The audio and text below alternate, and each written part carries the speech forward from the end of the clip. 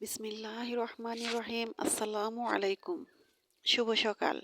কেমন আছেন আমার প্রাণপ্রিয় বন্ধুরা? আশা করি আল্লাহর অশেষ রহমতে আপনারা সবাই অনেক অনেক ভালো আছেন।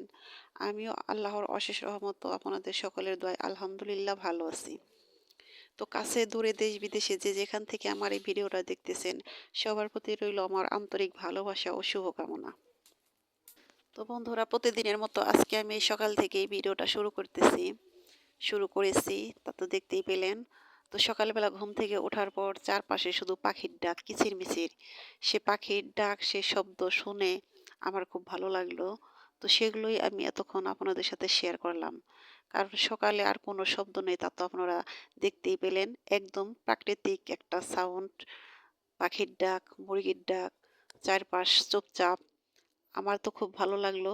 তো আমার সেই ভালো লাগাটাই আমি আপনাদের সাথে শেয়ার করলাম।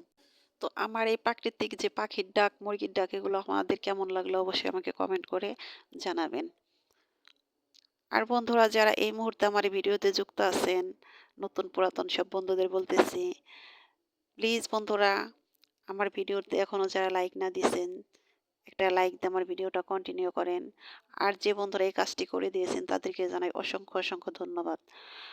আর নতুন যে বন্ধুরা আছেন, এই মুহূর্তে যুক্ত আছেন, দেখতেছেন, প্লিজ বন্ধুরা মনোযোগ দিয়ে আমার ভিডিওটা সম্পূর্ণ দেখেন। দেখতে দেখতে হয়তো কোথাও একটু অংশ আপনাদের ভালো লেগে যাবে। তো ভালো লেগে গেলে অবশ্যই আমাকে আপনাদের প্রিয় বন্ধু বানিয়ে রাখবেন। আমি আপনাদের প্রিয় বন্ধু হয়ে থাকতে চাই।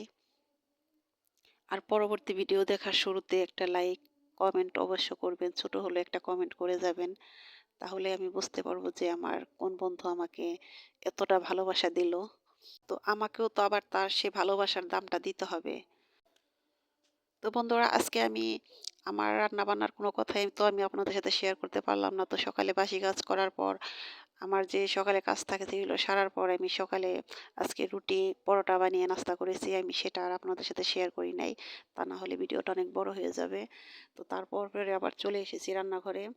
তো আমার গাছে থেকে সিম তুলেছি, অনেক সিম এসেছে মাসাল্লাহ।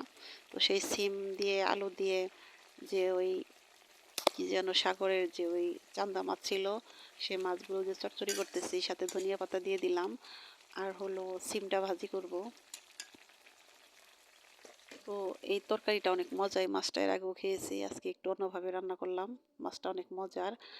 তো যখন আমি সিম ভাজি করবো, তো সিম ভাজি একদম সাদা মাটা, এর মধ্যে কিছুই না, শুধু আমি কাঁচামরিচ, পেঁয়াজ আর লবণ দিয়ে ভাজিটা করব।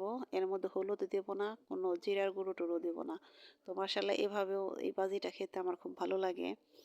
তো আমি বরাবর ভাজিটা অনেক সাদামাটাভাবে করার চেষ্টা করি। রান্নাটা খেয়েছি, তো খুব মজা হয়েছিল। ভাজিটা অনেক মজা হয়েছিল, তরকারিটা অনেক মজা হয়েছিল। খেয়েছি, মাসাল্লাহ ভালোই লাগলো। তো বন্ধুরা, আমার ভিডিওটা শেষের দিকে। যারা এখন আমার ভিডিওতে লাইক না দিয়েছেন, প্লিজ বন্ধুরা লাইকটা দিয়ে দেন। নতুন বন্ধুদের বলতেছি, প্লিজ বন্ধুরা ভিডিওটা যদি ভালো লাগে অবশ্যই সাবস্ক্রাইব করে আমার পাশে থাকবেন। আমিও আপনাদেরকে ভালোবেসে আপনাদের পাশে থাকবো ইনশাল্লাহ। এই যে দেখতেছেন, এটা হলো বিকেল টাইম। আমার ছেলেকে পড়াতে এসেছে টিচার। তো ও পড়া বাদ দিয়ে এসেছে খেলাধুলা করতে। ও জানে না যে আজকে টিচার আসবে। তো ওকে ডাকার জন্য আমি চলে এসেছি। তো এসে একটু ছেলের সাথে রাগি করলাম যে টিচার এসে তোমাকে খুঁজে, তুমি খেলতে এসেছো। তো বন্ধুরা, কথায় কথায় আমার ভিডিওটা শেষের দিকে, শেষে চলে এসেছি। তো আমার ভিডিওতে কথাতে হয়তো অনেক ভুল হতে পারে। প্লিজ বন্ধুরা আমার ভুলগুলো ক্ষমা সুন্দর দৃষ্টিতে দেখবেন।